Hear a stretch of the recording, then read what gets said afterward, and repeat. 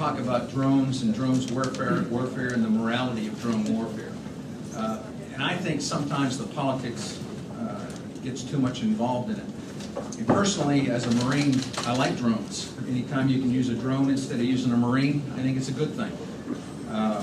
And I would prefer to use them for surveillance, observation, and if needed, weapons delivery instead of having to use a Marine or a soldier or a sailor or an airman.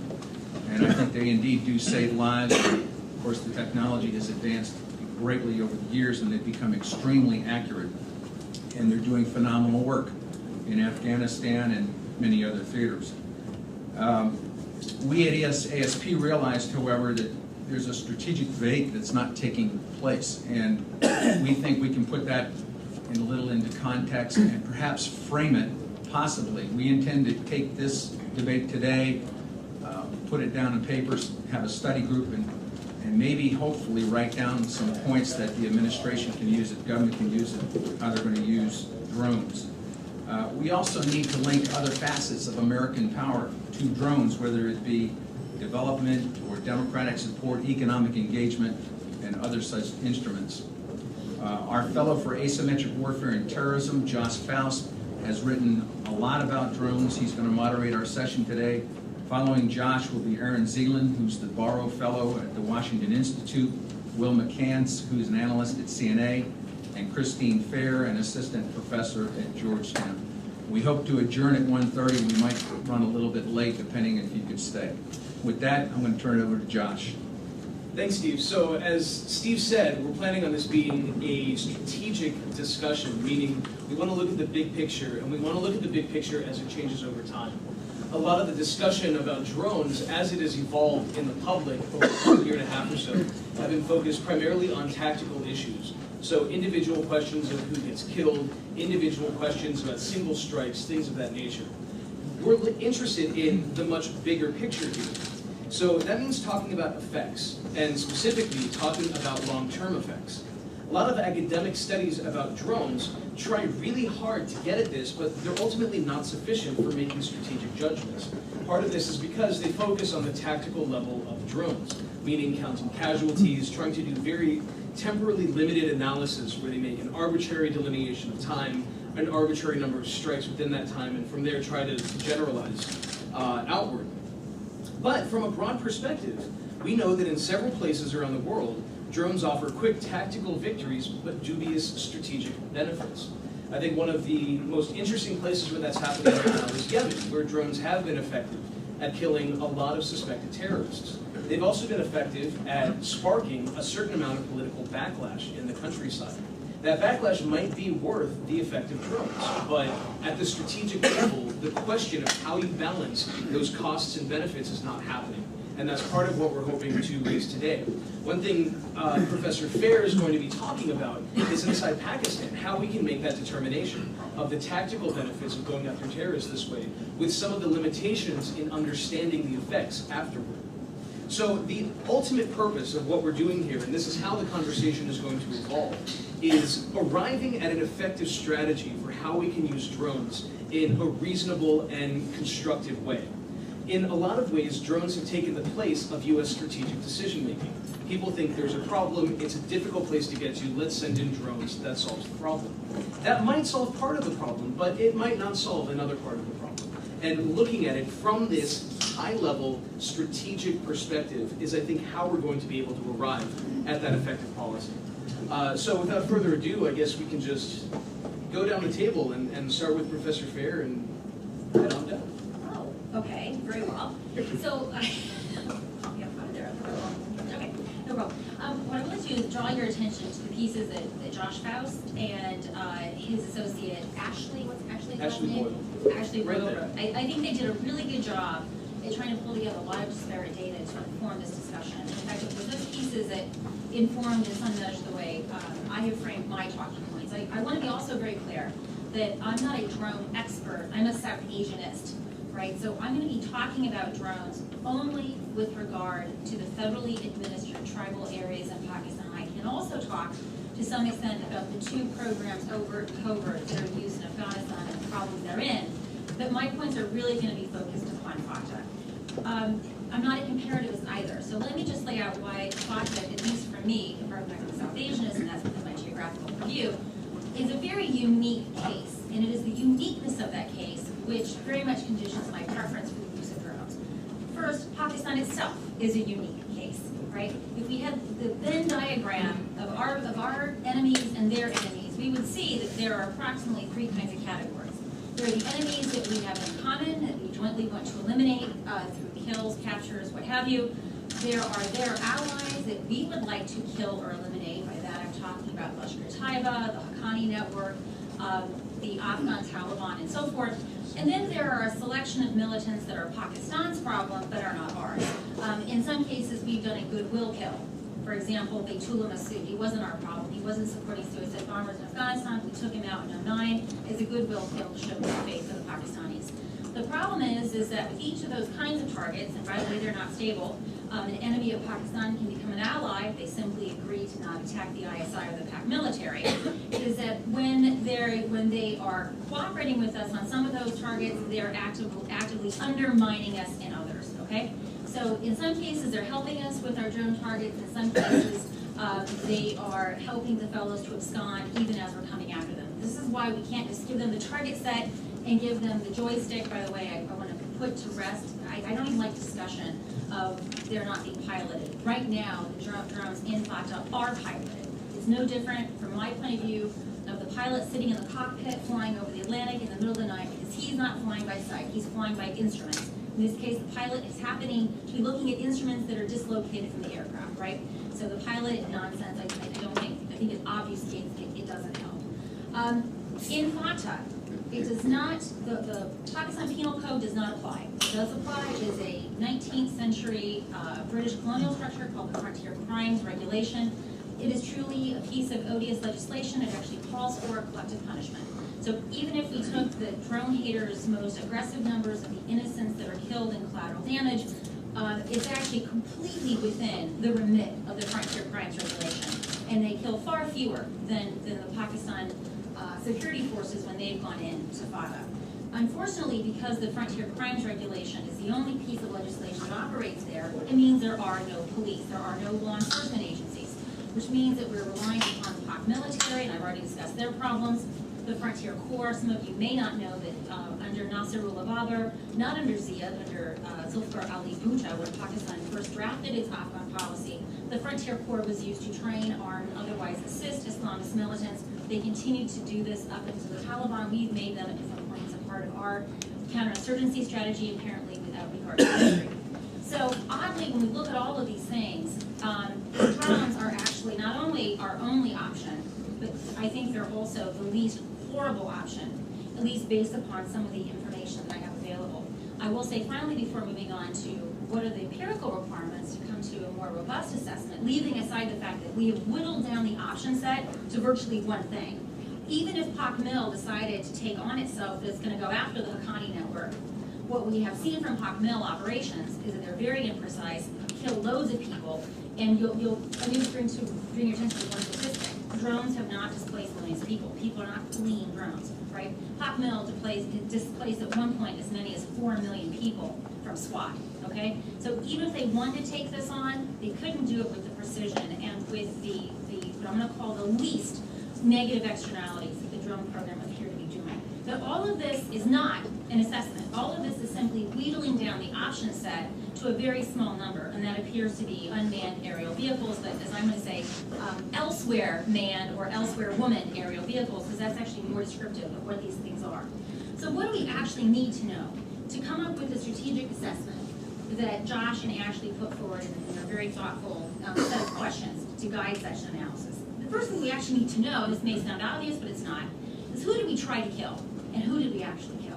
Now, some of you may be familiar with the New American Foundation data set. I'm not going to call it a data set. I'm going to call it a collection of news reports. Similarly, the BIJ effort. Unfortunately, those are not what they say they are. They say they've done independent confirmation. They didn't do independent confirmation because they can't. No foreign journalists can go into FATA. What they've basically done is they've compiled news reports. And the way Pakistan, by the way, if you don't know, ISI has a media wing whose job it is to influence domestic and international media. If you don't know that, you should know that, because that's part of our problem. So Taliban calls someone up, ISI calls someone up. By the way, they do plan stories. This is not hearsay, it's just a fact. Even Ijaz Haider, The khaki boy has written a piece decrying the ISI media wing. So don't just take it from me, take it from the boy who defends the khakis, even when they're slaughtering folk in Baluchistan. So if it comes from him, you can trust him. Or not. So what we have is a problem with circular reportage. There have been limited efforts to actually send folk in to talk to locals. I've written a very extensive piece on what we can't know, not just we don't know, what we can't know about drones, and that's because of social desirability bias. I do a lot of survey work in Pakistan. I recently tried to do one in Fatah. By the way, NAF did a survey in Fatah. Complete garbage. You can't do it. People are afraid to answer questions about this. And basically put your human hat on. Some person that you don't know, or perhaps worse, someone that you do know, knocks on your door and says, oh, I heard that Mohammed Eidi over there, his house, his compound was attacked by a drone. Do you know who was in there? What answer would you give? You're probably not going to say it was a terrorist. You're probably not going to want to say anything at all if you can avoid it. But the least dangerous answer is going to be, oh, innocent civilian killed by a drone, right? Because the Taliban aren't going to come after you if you say that. CIA, who knows what they're going to do, and the ISI, dog knows what they're going to do. So the least dangerous answer is, but the more innocent and the younger they are, the better that answer is. So in polling, this is social desirability bias, and we can't get around it. So what's the next step? You still got to try, right? You still got to try. You might find that brave, stupid soul that doesn't know what's good for him or her and actually answer the question honestly. So this is one thing that you can do. The next thing you can do is try to confirm there was in fact a burial. Why do I say that? You'd be surprised how rarely people have tried to do this in these drone reports. In Islam, burials are very important. If even these suicide bombers, folks will scramble to find a head, a toe, a finger, a chunk of thigh, something that they can bury. It's expensive, right? You have to. It depends on the muslik that you're talking about, but you have to have someone say last rites, there has to be a coffin, there has to be land. People will do the last rites, people will prepare what remains of the body. This is also a source of independent confirmation, and for the most part, very few folks have tried to do this. And when they do, by the way, they don't come up with, oh yes, there are all these innocent children and babies just blown to smithereens. The next thing you have to do, even if you've proven that someone was killed or injured, you have to prove they were killed or injured by a drone. I might add, in the case of Pakistan, you have to prove that they existed in the first place. I spent my entire career in Pakistan. By the way, I also lived in Chicago for 10 years. Nothing is easier than saying someone was killed who was never living to begin with. And by the way, it's very difficult in a country where there are no birth certificates and no death certificates. So this might sound like I'm being mean and facetious, but I'm not. So you have to prove that someone was alive, that someone was injured, or that someone was killed. Secondly, you have to prove that these things happened from a drone. This is not trivial either. If you look at where drone attacks happen, and I will call your attention to a paper called The Impact of U.S. Drone Strikes and Terrorism in Pakistan by Johnson and Sarbaghi. We can talk about the data they use. It's not perfect, but perhaps the best attempt. You find that drone strikes are co-located with terrorist incidents. What does that mean? It means that some of those children with things sticking out of their face may have been injured from shrapnel from a terrorist attack. And not only that, in many of these cases, there have been POC mill operations with conventional aircraft. So this does not mean that you can only have international lawyers running on the scene. You actually have to have some people that know forensics. Folks that can look at those injuries, they can look at the munitions that are alleged to have been used in drone strikes and discern whether or not those injuries are consistent with that kind of munition. And then obviously, whether or not the time frame, as evidenced by that injury, is consistent with the time frame when the drone strike happened. None of the BIJ efforts, the NAF efforts, what have you, have done this. I will say very humbly, I've been putting together a data set with Jacob Shapiro and a bunch of other folks. Data sets are hard. Josh can talk about some of the issues of coding. You're going through media accounts. By the way, the Taliban don't always claim the bad stuff they do, especially when things go foobar. They don't want to admit that they killed a bunch of innocent children, right? It's the same reason that we don't. So putting together a data set, it's easy for folks to sit here like me, and criticize NAF and BIJ, but I understand how hard it is I put together a data set. It's difficult to figure out what your dependent variable is, who are they targeting, who do they actually kill. Every newspaper will differ, and if you go away from the English and look at the Urdu, and I've done an experiment where I've coded this up in Urdu as well as in English, different worlds exist in these different media. So this is very, very hard to do. However, if the Pakistan government were sincere in its howling about drones, a point which obviously I deride because I don't believe it to be true, they would let UNAMA, which is the United Nations Assistance Mission in Afghanistan, which also has an office in Pakistan, which also has a CIV-CAS unit, set up a similar CIV-CAS unit in Pakistan with some improvements. Worked with UNAMA, their CIV-CAS unit tries to do it right, but they don't have any forensics guys and gals. So if the Pakistanis were serious at wanting to get to the bottom of who's being killed, they would let UNAMA set up a civilian casualty monitoring unit, and they would let some folks with some evidence in there. They would also let other folks than local journalists in there. So there's a lot of things that we can do to try to get at a data set. But ultimately, for us to determine what the strategic effects of this program is, we have to know who the persons that were targeted, who they were in their respective organizations, what attacks were they responsible for, and who did we actually kill. That is critical because you're then putting forward an empirical pathway. What the Johnson and Soroki paper do, they only come up with a correlation. Increase of drones is correlated with a decrease in the rate of growth of terrorism. That's econometric speak for drones have some effect in dealing with the problem at hand. But there's no pathway because we can't say this individual was removed and he has, or she, usually he, has this role in the organization that attacked here and there and so forth, right? Without this information, we can't do a strategic assessment. Let me dispense very quickly with another claim, which is frequently made, and that is that drones make more terrorists than they kill. Unfortunately, those individuals have no other evidence than a quote by Don Rumsfeld. So I think I could rest my case there, but I won't. What we often think about in terrorism, that it's just the numbers.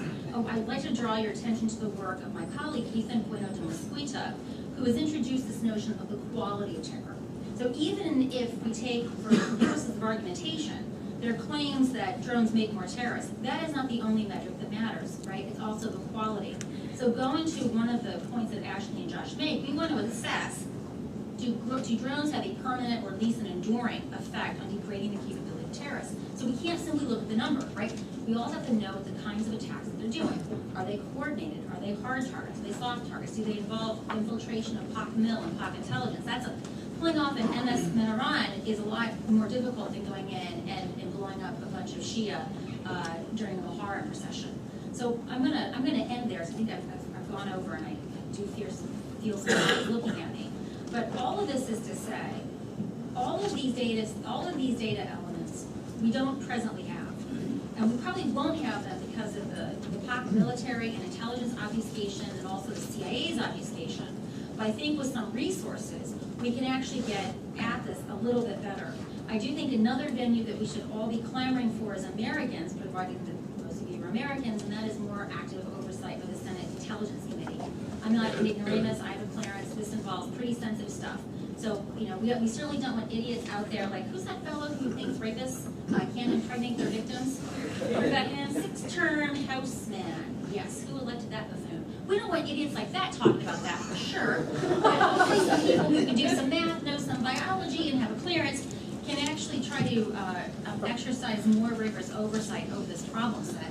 I would also encourage Pakistanis to do the same. The reason why I encourage this is that the more Pakistanis demand transparency from their government, particularly from this parliament, who oddly enough may have been the best parliament that Pakistan has seen, it's going to be much better for their debate as well. So the folks that are suing the CIA, that's great, because to prevail in that lawsuit would require presentation of evidence, and I think evidence is what we're all looking for, right? So indirectly, even drone supporters like me will benefit from those lawsuit efforts. Without doing this, the drone program is simply not going to be sustainable for any number of reasons that we're all aware of in this room. Thank you. Okay. All right. I think part of assessing the strategic effect of the drones is to understand how we got to this place to begin with. First of all, it's worth bearing in mind the enemy they're being primarily used against, Al-Qaeda. This is an organization that since 1998 has pledged itself to killing American civilians wherever they can be found, not just confined to the United States. This is an organization that has successfully planned and executed a mass casualty attack against American civilians in the United States. This is an organization that has vowed to carry out similar attacks and to use weapons of mass destruction if it can get its hands on them, to kill many people even if it can. And it has acted on this desire, most recently in the 2009 underwear bombing plot that nearly took down a plane over Detroit.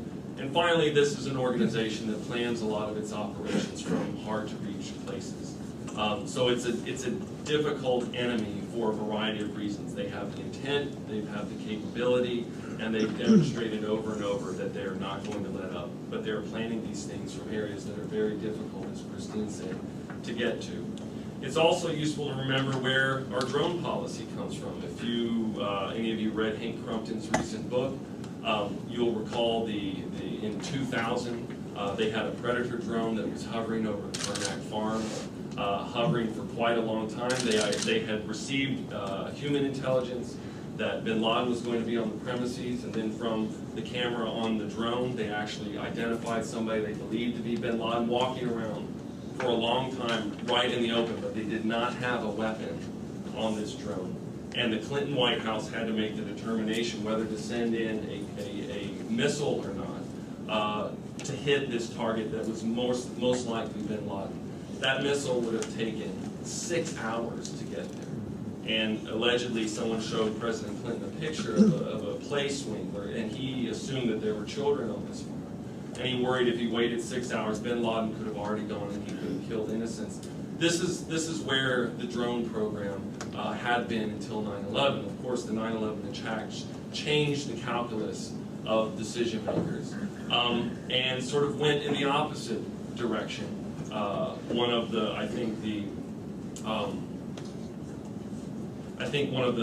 main drawbacks to our policy over the past 10 years has been the willingness to go in with large amounts of conventional forces into areas that puts not only many soldiers at risk, but also greatly destabilizes the countries we send them into. So I see the drone phenomenon and its use in places outside of the AFPAC border region as also a reaction to this overreaction, that policymakers are trying to pare back the use of violence, to use these more targeted strikes, not commit large number of human and financial resources.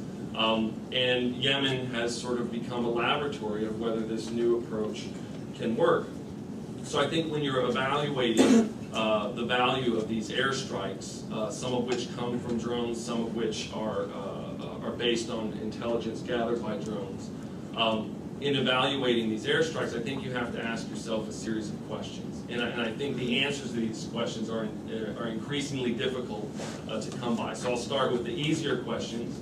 And of course, this is on a relative scale. As Christine just pointed out, the data is extremely hard to come by and has all sorts of caveats that go along with it. So I think the easiest question to ask is, do these drone strikes significantly drain our resources compared to other policy options? And I don't think they do. I think it's far less, of course, than invading a country or trying to occupy it, or going a step further and trying to actually build a nation. Second, do they reduce the threat of another large attack on the U.S. homeland? Because this is what terrifies policymakers. This is what will send this country into another unbalanced policy response, because the population cannot stand for another attack on the scale of 9/11. Perhaps even smaller, had the plane gone down over Detroit. God knows what would the response have been. I served in the State Department at the time, and it was a freak-out section for weeks and weeks, and this was a plot that didn't even transpire. But nevertheless, it completely derails the policymakers because the public outcry is so great.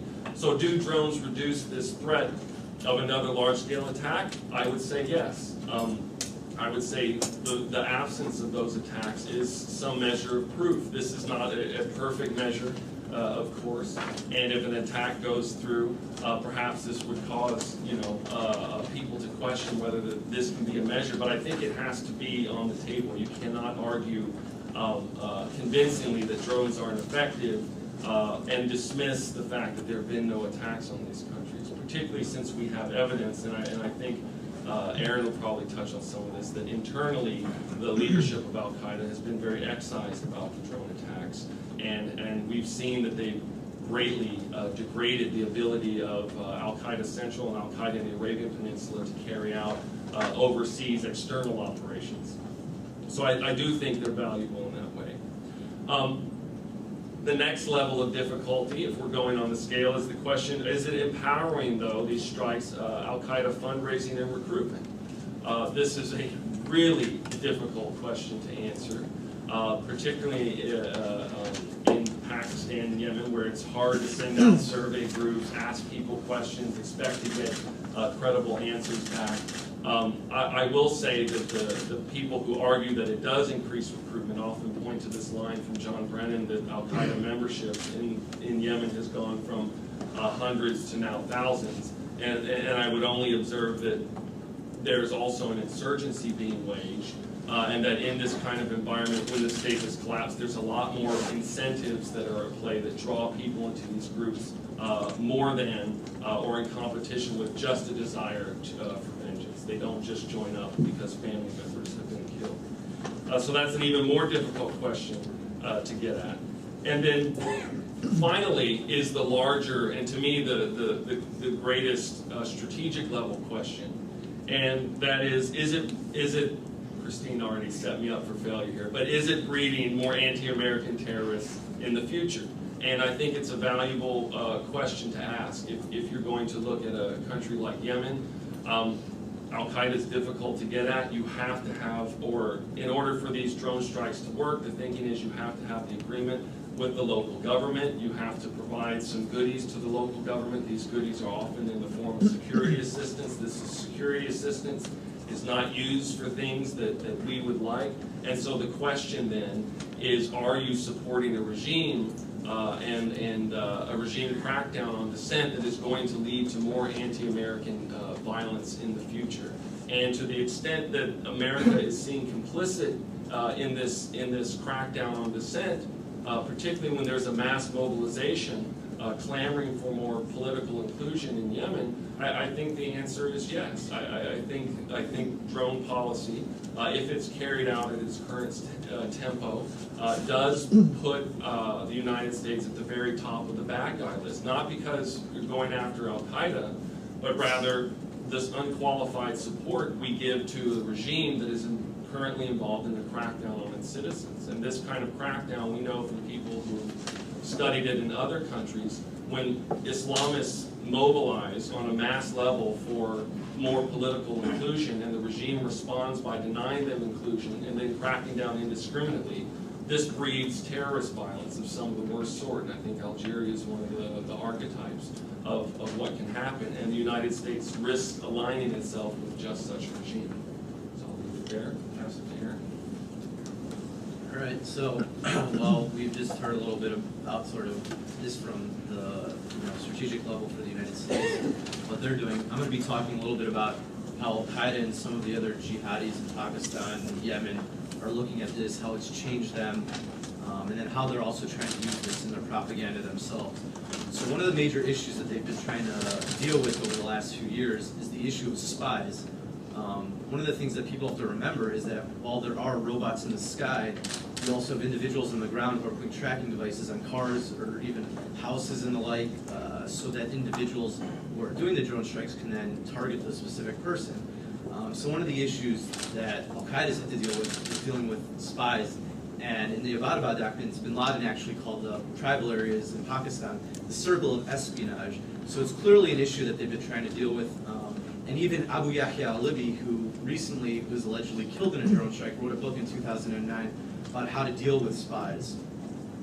Another area that has sort of changed what al-Qaeda has been trying to do is that a lot of individuals have moved out of the tribal areas into urban areas such as Karachi, or even gone back into Afghanistan in places such as Kunar province. As sort of as another example about the issue of spies is that a Taliban commander once said that you never know who's the difference between a reporter and who's the difference between a spy, which creates a level of paranoia on their part and who they can let in and speak to and who they're allowing into their inner circles. And even to further talk about what bin Laden said in one of the Abbottabad documents is that he was warning individuals that even if they do feel safe in a certain spot, they should always be looking over their shoulder, which is a good thing in terms of what the United States is doing because they're becoming more paranoid about who they're interacting with and bringing into their own organizations, which then could potentially create more of a bunker mentality. Another issue has been the degraded ability to train fighters in Pakistan. Al-Qaeda used to be able to have training courses for bomb makers that could take upwards up to a month, if not longer, and then even have graduate courses for high-level bomb making. Now you only really see it for a few days, and a lot of the times it's contracted out to other groups such as the Tehrik-i-Taliban Pakistan or even Lashkar-e-Taiba. One example that sort of shows this lack of ability to train these individuals in bomb making is the Times Square plot in 2010 when Faisal Shahzad tried to blow up his car. Bomb experts showed that the bomb was pretty amateurish and that he wasn't, even if he was able to light a fuse, nothing probably would have happened. So that was one example. Another example, turning to Yemen, is that in a lot of cases they now have mobile and roving training camps where individuals will just meet up in a certain location in Yemen, practice firing AK-47s, RPGs and the like, and then they'll melt away into the desert.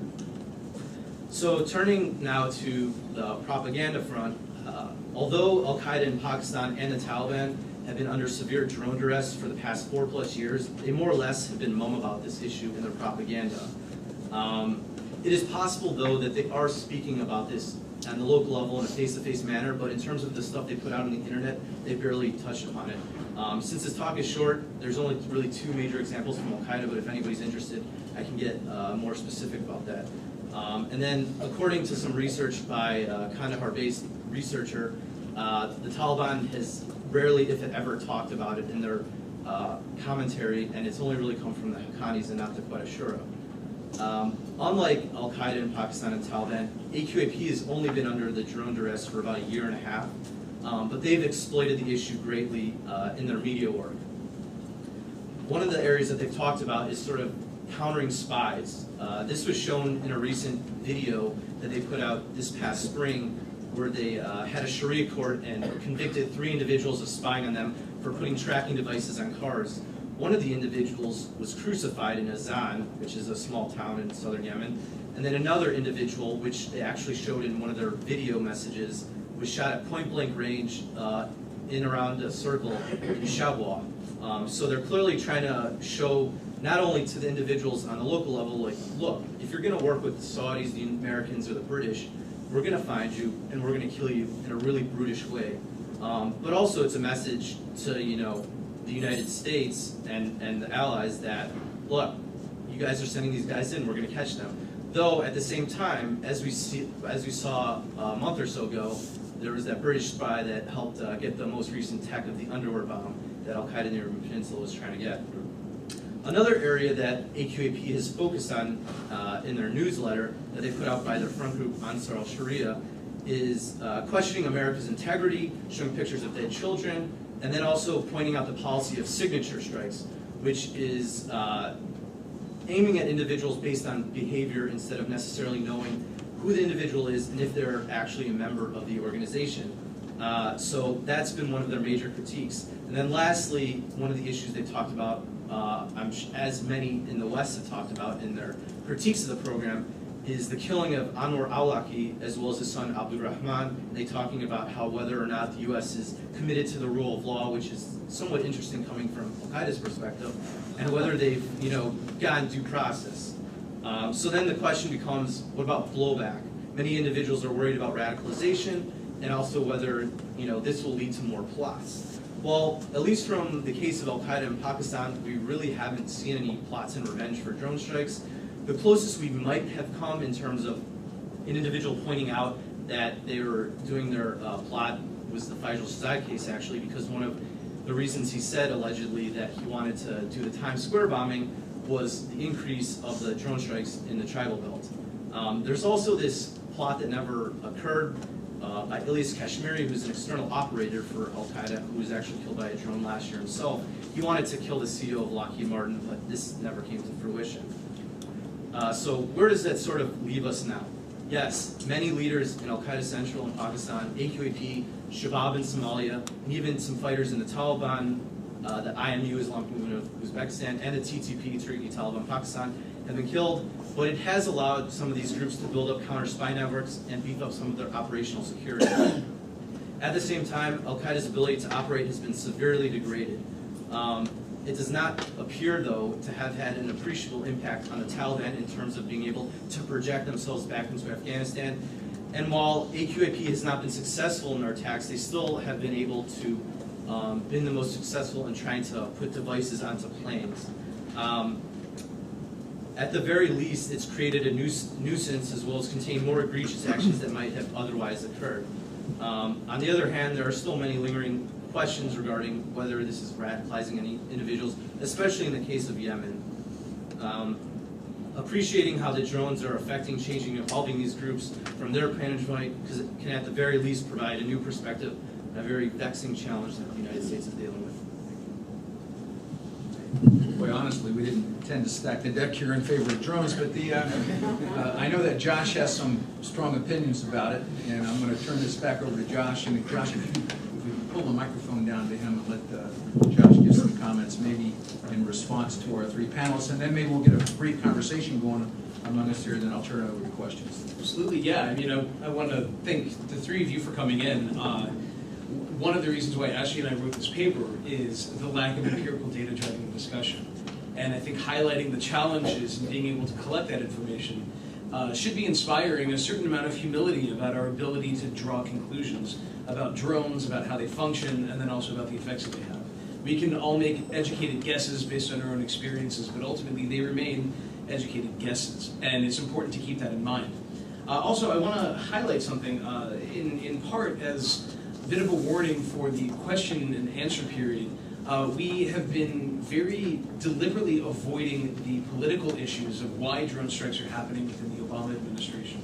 We've also been deliberately avoiding the morality question of whether it's appropriate for the United States to engage in targeted killings. And one of these is because as moral questions, and in one case, as sort of a philosophical question about the proper use of power within the presidency, that's not something you can have an empirical discussion about. And because the empirical discussion is what's not happening, that's what we're trying to limit ourselves to here.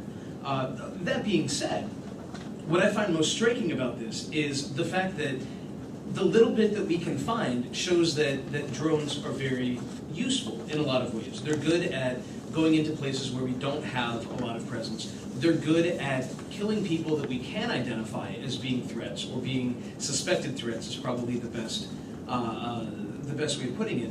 But at the same time, we're still not entirely sure about all of the effects that they're having. And this comes back to the empirical data question.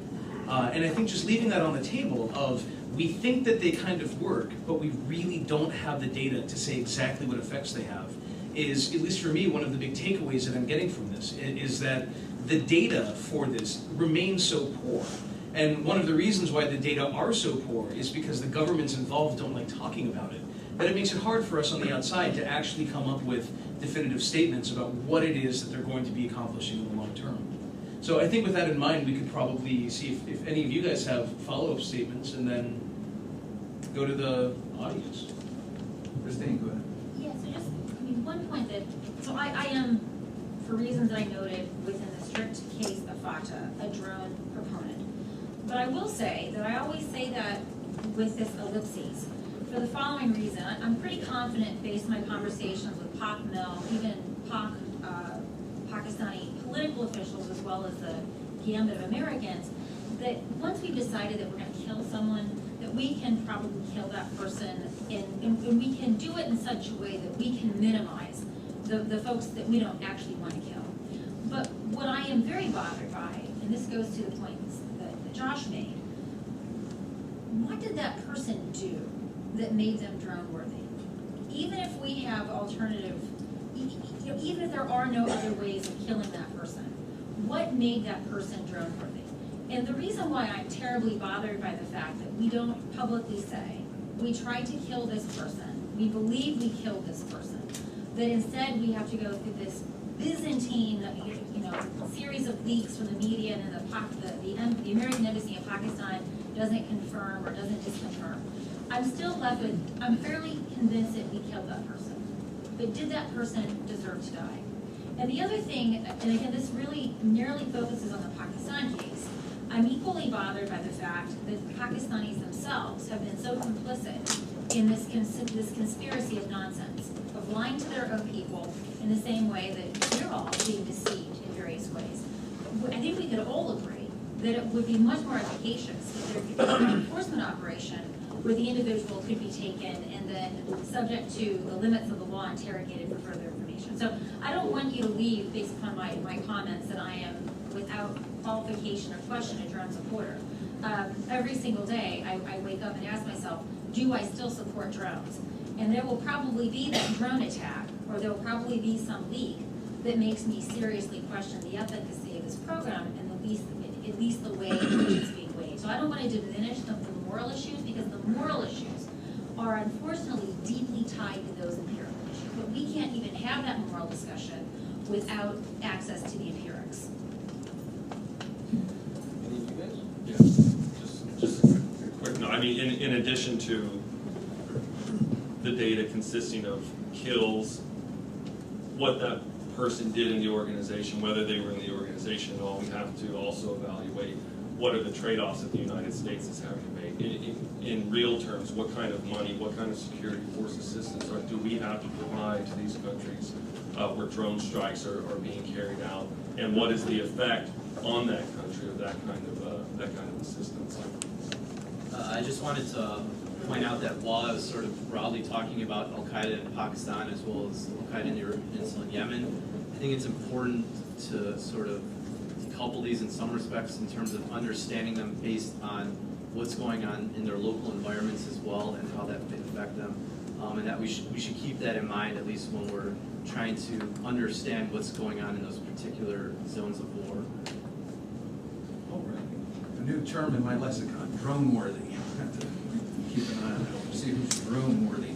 All right, we'd like to open it up to questions, and if I could see who we got here. Yes, sir, right here. I'm Dave Darnell, the Atlanta Council. Chrissy, it seems to me that the question about the unmanned distinction isn't so much that the navigator, the trigger puller aren't human beings. Clearly it is, regardless of how you're doing it. Is that there's not anybody up there that's going to get shot down. And while that makes it a great thing from the standpoint of force protection, does it change your tactical decision?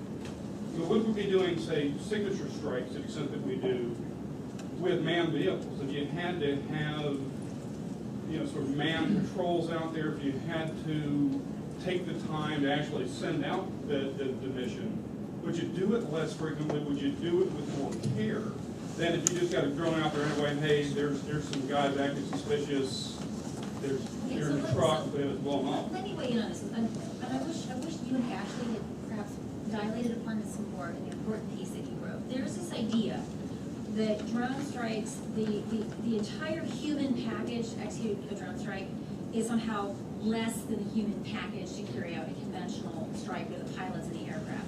For those of you that are familiar with drone pilots and lawyers, there's actually more people involved in assembling that drone targeting package than there is in a conventional strike. I was actually quite happy or glad to see that some of the press had begun picking up on the fact that drone pilots actually have a considerable amount of post-traumatic stress.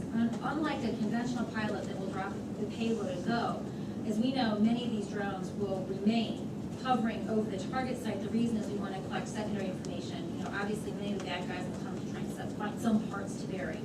And so they're actually loitering in that site. And with the ways in which the graphic interface is changing, these are not, like the Nintendo, the Atari set, certainly my youth, although I'm looking around, I'm a lot older than a lot of folks here in this town.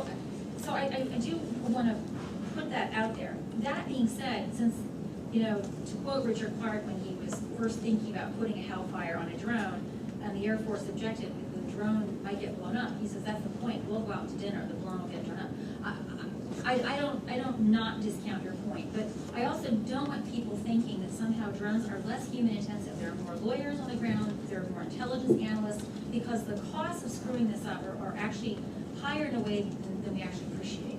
That being said, the objective, I believe, of UAVs is that they really will be unmanned, right? If you look at some of the folks that have been looking at future generation unmanned systems, the whole point is to actually have them unmanned, that they will recognize the target, that they'll act according to criteria, and we won't actually have a need for 150 people sitting around a room evaluating a target. That's why I am, even though I support drones in FATA for reasons I noted and the conditions that I did, as a citizen, I'm very bothered by this, because what we've seen is we've had this questions remain, the techniques of killing are changing, and they're being marketized. I remember years ago when I was a land corporation analyst looking at in vitro fertilization. Bear with me for a second. That stuff was brought to market before we even had the moral and ethical and safety debates, right? And then once the demand for that product is out there, it's very difficult to suck it back. So I am concerned that the whole goal of drones is to in fact have them be unmanned. They will operate on a set of criteria that are pre-programmed, while we're still sitting here in think tanks having discussions that are at a level that are so remotely behind the technology and the goals. So I don't think that the pilot issue is just an issue of semantics in the future, but I also don't want us to downplay the human-intensive footprint of the drone strike. And I'm glad you raised the point of the spotters, the chippers. By the way, this is something, it's a fake binary that we're offering, drones or human-intensive. I would argue, and the reason why I ended with the drones won't be sustainable if we keep this going as we're doing in Pakistan, the reason why they're so effective is we have this huge willing network of collaborators, or whatever you want to call them, on the ground. They're willing to chip people, they're willing to provide information. This continued and sustained political disconnect will simply make that thing a flying killing system without the infrastructure on the ground that makes it an effective and targeted killing system. And just to follow up on that briefly, I mean, targeted strikes have been conducted by manned aircraft. Exactly. In Libya, Somalia, I think even in Yemen, AC-130 gunships have conducted targeted signature strikes on people. So there you still have a manned aircraft with people in it directly pulling the trigger physically on the airplane. So I mean, I share everyone's hesitation at the idea of killing people we can't positively identify and can't positively establish as like legitimate concrete threats. But I think I do agree with Chris that the manned-unmanned distinction is a little semantic in that sense, because even with manned aircraft, you're still using the same system that was set up to discriminate drone targets, and so therefore they're part of this killing system that we're talking about. Yes, sir, in the back on the right there. Yes, sir. My name is Cami Bhatt. I'm with the Pakistani Spectator, and my question is that if Bibi Netanyahu gets determined to make Obama pack his bags, do you think Obama would divert attention by raining more drones in Pakistan or even putting American boots in FATA? And my second question is about if you guys know if there is any system designed that when we Americans determine that these numbers were innocents, they were not terrorists, do we compensate them? And I'm asking this second question because I'm a Punjabi, and as you guys know, Lashkar-e-Taiba is probably next Al-Qaeda. And this is how most Punjabi think that we show zero respect for those people's lives. First of all, we have put this Mr. Idiot, Mr. 10%, we support them and we have forced them, like Pakistani have committed some serious sin, and we are giving them this punishment by supporting Mr. 10%. And now we are showing very little respect by training those drones on poor Pakistanis. Thanks. Okay, so for the first one about putting boots on the ground in FATA, that's not going to happen. Probably ever. I mean, about compensation, the U.S. does that in Afghanistan because the U.S. has a presence there. I mean, there's no infrastructure to do that in Pakistan. I don't think that's ever been on the table. Unless... Actually, it has been on the table. Okay. It has been on the table. The problem is one of evidence. You have to show that this person was alive. They were killed by basically all those things that I've said. So there have been efforts. There's even been at least one lawsuit waged against, filed by Pakistanis on behalf of drone victims targeting the CIA. They have an issue of collecting evidence. I did a very unfortunate Al Jazeera interview with that fellow. I'm like, I applaud you, because the more evidence you can collect, the more it helps us debate. But the fact is, you can't collect that evidence. So it is on the table. I think, by the way, there should be. If we kill someone who's innocent, there should be compensation. We do it in Afghanistan. I don't think the CIA does it. I think that's because there's two kinds of drones in Afghanistan. One's covert, one's overt. We will use drones like we do any other aircraft under intrusive contact situations. So I think we should use compensation discussion. we can only have that compensation discussion when the Pakistan government comes clean and when the CIA comes clean. Incidentally, I know people in the State Department that, again, speaking only on Pakistan, wanted to be able to have a real discussion about this, because it's embarrassing for them to be at a press release and some ISI, ISPR planted journalist, if we may use that word so loosely, asks an obviously pre-planned question, and the poor guy or gal sitting at the embassy can't say anything, right? Because they can't even acknowledge it was a drone strike. So I think we should be willing to consider compensation. Christine, those are interesting insights. Yes, sir, all the way in the back. Hi, David Colton. Going back to Josh's point about the empirical framework, we're trying to put empirical framework. I was wondering if we could talk about the larger global picture and the empiricism, not of what a targeted group might do, but what other major powers, the lessons they're drawing from our drone campaign and the precedent we're setting. For example, the Russians have just concluded a joint venture with the Israelis with the explicit purpose of catching up with U.S. drone technology in the next 10 years. What will U.S. policy be when the Russians start using drones for targeted killing in Georgia, or targeted killing in Tajikistan, where the GRU sets up kill teams and kill chains for dissidents abroad? What happens when the Chinese start using drones in signature strikes in Tibet, in Nepal? Has there been any empirical analysis on what other global powers have started drone programs, what the state of their drone programs are, and what they're saying based on what the U.S. precedent has been? Thank you. There has been some empirical, I mean, the Department of Defense studies this, and they occasionally publish unclassified assessments of what other countries' drone capabilities are. What I find striking about those is that the U.S. and to a lesser extent Israel are light years beyond everyone else in terms of drone technology, and especially in terms of being able to establish a sufficient basis of intelligence to come up with targeting packages on people. I mean, Russia can try as hard as it wants. Its military is still decrepit. It's still a 20th of our military size, so they have a 20th of the resources to throw at it. And frankly, it's the same thing with China. In terms of really precision, high technology weaponry, they're very, very far behind us in a lot of ways, especially on drones and remotely piloted operations. So I mean, that is a concern in the future. The proliferation of any new weapons platform is always going to be a concern, but it's not an immediate concern. So from the U.S. government perspective, that's a long-term thing that people are worrying about. But I mean, even in the next 5, possibly 10 years, there aren't going to be people with an equivalent capacity to what we have right now. So I don't think, I mean, I'm not speaking from insider knowledge here, but I don't get the sense that there is this really urgent need to try to either monitor or in some way stymie parallel developments of this platform. No, but your point's well taken. Perhaps Yeah. we ought to be thinking about it, and certainly get our own house in order first. Exactly, and like I said, I mean, proliferation of a new weapon is always a problem. It was a problem with nukes, it was a problem with, you know, cruise missiles, it was a problem with the airplane. When the airplane was first invented, you're like, oh God, what if everyone has airplanes? What do we do? But ultimately, like, that's a lesson, is that once a weapon is proliferated, you understand what it is, you understand how to defend against it. Drones are really vulnerable. That's the other side of it. Georgia can shoot down drones. They have. They've shot down Russian drones, and they still do to this day.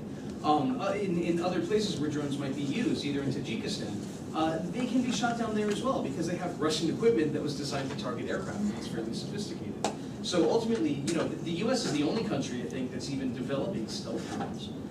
And there, the biggest threat to them has been piloting error and software failures, not they're getting shot down or they're even being used in some way. So, I mean, it's not just a question of once you have a drone in the air, then it's this invulnerable killing machine that can never be stopped. I mean, a Predator is basically a toy airplane with some missiles attached to it. So those are easy to knock out of the sky. You can shoot it with a handgun and poke holes in its wings and it'll spiral down. So, I mean, there is a concern there. There's definitely a concern, but, I mean, they're not, you know, we're not talking about Arnold Schwarzenegger in a sci-fi movie here. We're talking about very vulnerable aircraft. So I think it's important to keep that in mind as well. Yes, sir, all the way back on the right. Sidney Freeberg, AOL Defense. Two questions. One is, you know, we've talked about, you know, these are actually remotely or, you know, operated, remotely manned or aircraft. From the Pakistani perspective in particular, does the fact that these are, you know, killer robots, as it were, change the propaganda dynamic, change the public reaction, change the level of outrage in a way that would be different from either manned aircraft or, for that matter, the Israeli approach of having human agents doing targeted killings on the ground with, limpet mines on cars, or blowing poison in people's ears, and all those other things which have also had some backblast in the past. And also, I just want to make sure I'm fully understanding. I think what people are saying with the data is that are people saying, that a lot of the killings, a lot of the collateral damage we hear reported out of Pakistan, out of the Fatah, may in fact be unsubstantiated. In fact, maybe these numbers that we hear and see in these databases of innocents killed may be substantially inflated. I'll touch the last part of that. Actually, the Bureau of Investigative Journalism came out with this big anti-drone package. But what I found striking about it was in their attempt to positively identify everyone who'd been killed, they found that only about 500 of their estimated 2,500 casualties from drone strikes have been positively identified. So, I mean, even with people trying and putting in a great deal of effort to show that there's this enormous innocent civilian toll from drone strikes, they were only able to show that about a fifth of the reported drone casualties have any sort of positive ID behind them. For the remaining 2,000 who supposedly been killed by drones, we have no idea who they are. We don't know if they're good, bad, if they existed, if they don't exist, we just don't know. And that, I think that gets at the data question, is that because the fidelity of the data is so bad, it's really hard to make definitive statements about it. As for the Pakistan stuff. So look, there's a strategic, I mean, at the end of the day, we're all looking at really lousy data, and we're putting value judgments on it, and some of us get to go to places where others don't. So, for example, one of the most important conversations I think I ever had was with a former 11th Corps commander who said to me, drones don't kill innocent people, where was Baytullah Masood's wife innocent. For those of you who don't know Baytullah Masood's wife, she was giving him a massage when the drones took her out. She wasn't, coupling him. She wasn't saying, oh, you horrible terrorists, get away from me. Incidentally, her own father took both of them. So this is a complexity, this is a complex debate in any system. Someone who's aiding and abetting a terrorist would not be innocent, right? And that's exactly what this Corps commander told me.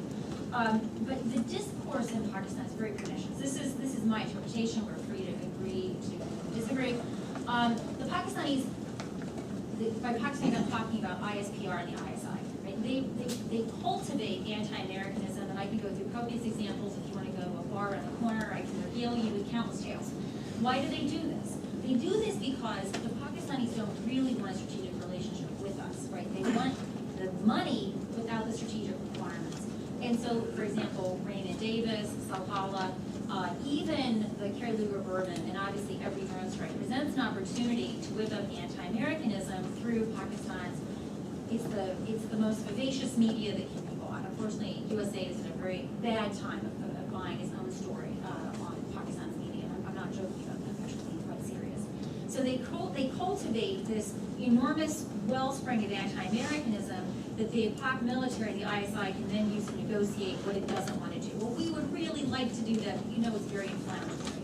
And so I have a hypothesis that if one day when all this stuff is declassified, the numbers of innocent women and children that are reported in a drone strike would be directly proportionate to how much that particular terrorist was important to the ISI, right? So if it was a goodwill kill, we're going to see relatively few innocent women and children reported. If it is really close to the Haqqani network, oh my God, 130 fetuses were killed. So the Pakistan, I'm like partly being facetious there. So the Pakistan discourse is very, very complicated. From my point of view, the current political government sitting in Pakistan has had a very difficult time. I think it's important that we recognize that the deal that we have, which is we bomb Fatah and the Pakistanis scream about it, was cut by Musharraf, which is President Bush and then President Musharraf. This Pakistani civilian government, which doesn't really control these facets of foreign policy, bears the price, right? The army's not elected, the civilians are. So they're having to walk a very complicated line by the fact that many of this PDP leadership has experienced the brunt of terrorism. I'll remind you about Benazir Bhutto, possibly killed by Baytullah Masood. This predatory military that's just waiting for them to F up so that they can take over, and trying to thread a population which is very angry about foreign as well as domestic policy. I wish that the PP government had come in and said, listen, the terrorists are killing you. The numbers we can debate, anywhere between 10,000 and 30,000 Pakistanis have been killed since 9/11. We need the drones. Pakmil can't do it, they're displacing people. And that they had used the opportunity with the Tula Masood killing to reorient the debate. I will say, and then I will shut up, that if you talk to Pakistanis from Fatah, and again, I've been very fortunate because I've been able to have those discussions, there's a very big difference between those who have experienced the drones directly and those who have not. Those who have experienced the drones in the locality where these kaminas, to use an Urdu word, which is not a nice word, operate, they know who's being killed and they know what's happening. And they tend to be very positively inclined towards drones. When you get away from people who've had direct experience, you find this very hostile opinion about drones being evoked, even in Fatah itself. I'll draw your attention to the New American Foundation survey from, I believe it was 2 years ago. Very bad survey, despite their best effort. I just did a very bad survey in Fatah. You can't do a good survey in Fatah for a number of reasons. But the most important thing they did not do, which on a survey about drones you think is important, they never asked respondents, have you personally seen a drone? So unfortunately, what the NAF survey tells us, what we already knew, people who don't know drones, don't see drones, don't like drones. I think we have time for one more question. Anybody? Yes, sir. Ace Brown. The question is really for Eric or Will, whoever can speak more to this. During the discussion, you mentioned that mostly AQAP, who is really benefiting, is really pulling numbers in, trying to recruit through discussing drones. Why isn't that really being echoed by other jihadi groups, or is it need enough time to really get into depth about it? I think it's different in the case of Yemen because they're trying to talk to a local audience too, whereas in the case of Al-Qaeda in Pakistan, a lot of the guys in that group are not Pakistani, so they don't have the same kind of necessarily tribal ties per se, though of course there are members of Al-Qaeda in Pakistan that are married into some of those families, but I think that's part of what's going on there, is that there's a more close familial tie in a lot of these instances, and they're trying to bring some of the tribes over onto their side and really exploit the issue for local reasons. That's a good answer. Yeah, well, I hope you enjoyed our debate today and what our panelists have had to offer. ASB is going to keep on top of this subject. We're going to put out a couple more papers on it, probably convene a group to study it here through the fall. So we appreciate your support, appreciate you coming in. Please hit our website. We will put this up on the website as well. Let's give a big hand to our panelists.